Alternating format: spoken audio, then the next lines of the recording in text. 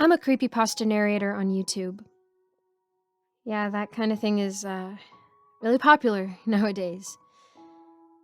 Um, except I have this really weird thing that I just started noticing. And no, this is not a story. This is not a staged thing. This is me, a narrator, addressing her audience. Whenever I tell a story, it, it happens. I've noticed this for a couple weeks now. I, I, there's no easy way to explain this, but it's like, okay, I know what you're thinking, that you might be thinking that the story comes true, like it just exists all of a sudden with the characters and the scenarios and everything. Well, no, not entirely. It's just somewhere in the world, it happens.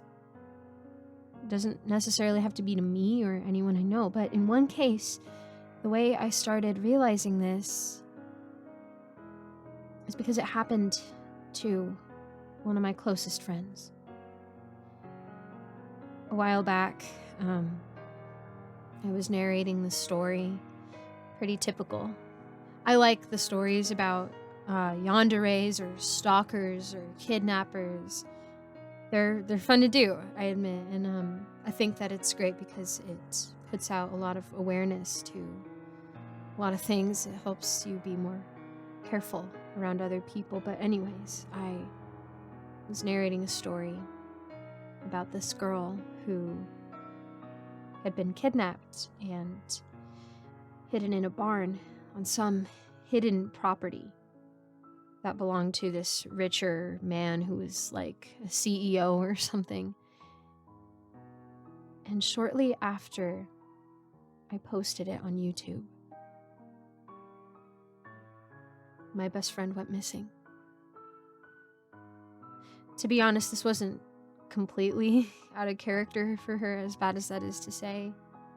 She's a really emotional person, and she can get really frustrated at times and just take a hiatus from the world. So I thought, honestly, that when they were asking me, I just thought that she had gone on one of her little mini vacations, or even that she was just having a staycation. Maybe she was at her parents' house.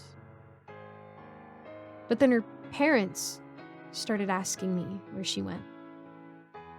And that was out of character because she always told her parents first. They should have known. But there they were, calling me, asking me what happened to their daughter. I tried my best to reach out to her. I messaged her on all platforms, begged her even Venmoed her some money so that she would at least have food. But she never got back to me. She never responded. It's like she had never existed. I'd gone to college with her, and as you can imagine, this was really devastating. We always thought that, albeit we hadn't really been close in like the last couple months, we'd both been adults for a while and had jobs and other obligations, but we wanted to be in each other's weddings, and it's really hard thinking that she's just not here anymore. But back to the predicament at hand. They found her body, and it was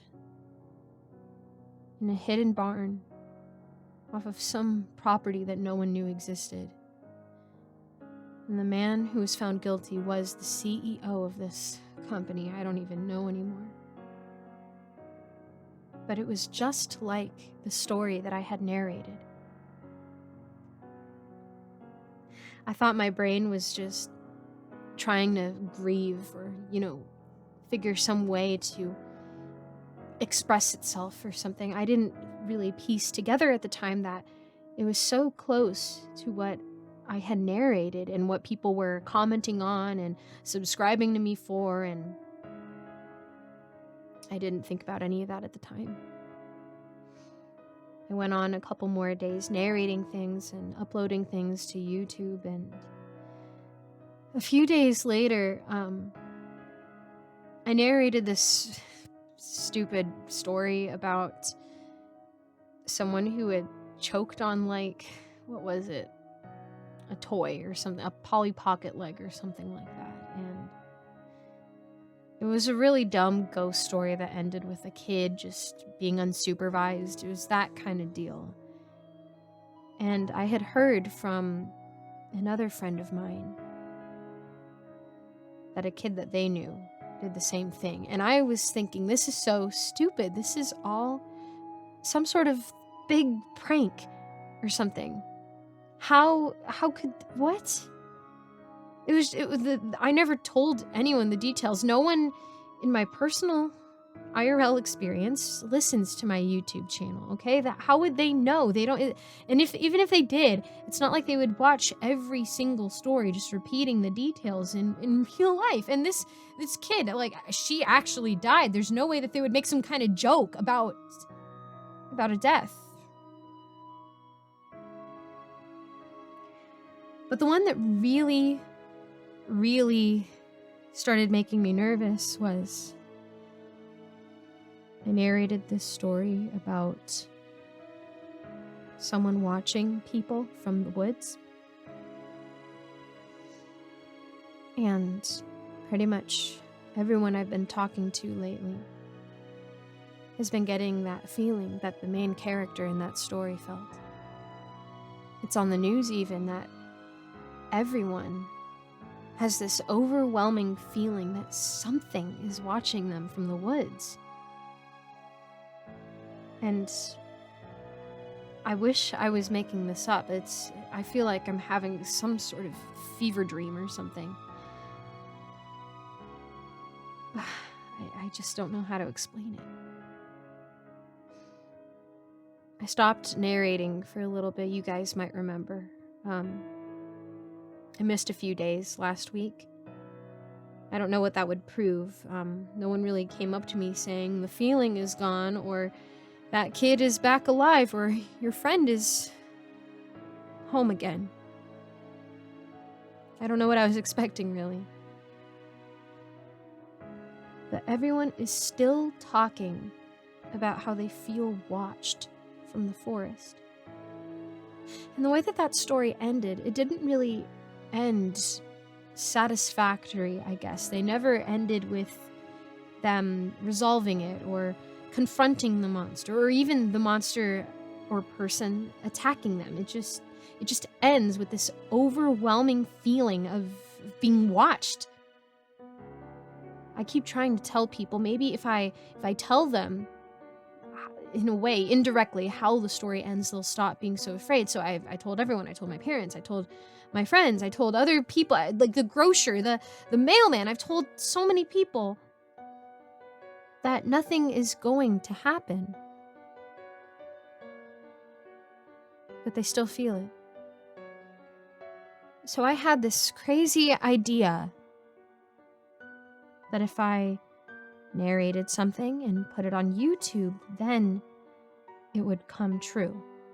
So I'm here to attempt to stop all the anxiety and panic that's going around my environment right now. And I will have the story end. Everyone was so afraid of the thing that was watching them from the woods. But what they didn't realize is that that thing was no thing at all, nor was it a person at all. It never existed. It was just a silly fear in the back of their minds. And once they all paid no mind to it, that thing went far, far away and never existed again. The end. I hope that worked. I really, really, really, really hope that worked. I should probably call my parents and see how they're doing. I should probably call my friends and see how they're doing. I should call my friend who passed. Her parents. see how they're doing. Though, whatever they're going through is probably much worse than the rest of us. I feel like I'm in some sort of Twilight Zone, like a Black Mirror episode or something. I just can't understand how these things have happened and how detailed and close they are in concept to the things I've been narrating, and I feel like it's my fault somehow. But I fixed it, right? I think I fixed it. But if I have, then why do I still feel like someone is watching me? And how do I get them to stop?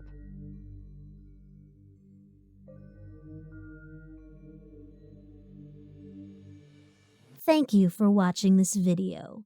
Big shout out to my patrons, Leaf Ninja, Roy Larimer, Mr. Creepypasta, Nicole Kister, Neon Scoundrel, William Delphin, and So Much Heresy. If you want to become a patron, buy merch, or join my Discord server, be sure to check out the links in the description. Thanks again, and I'll see you in the next video.